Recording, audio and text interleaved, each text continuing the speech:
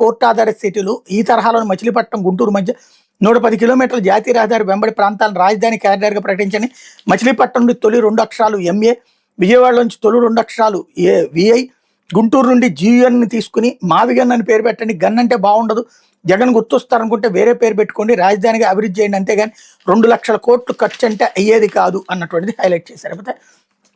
మహా real estate కుంభకోణం, అమరావతి పేరుతో చంద్రబాబు సర్కార్ రియల్ వ్యాపారం, లోక్సభలో నిప్పులు చెరిగినటువంటి వైఎస్ఆర్సీపీ ఎంపీ మిథున్ రెడ్డి, ఇన్సైడర్ ట్రేడింగ్తో బాబు బినామీలు భూములు కొట్టేశారు, భవనాల నిర్మాణాల పేరుతో ప్రజాధనం లూటీ చేస్తున్నారు, దేశ రాజధాని ఢిల్లీ విస్తీర్ణం 10,500 ఎకరాలు, అమరావతికి 1,75,000 ఎకరాలు అవసరమా, అవసరానికి మించి రైతుల నుంచి లాక్కోవడం ఎందుకు,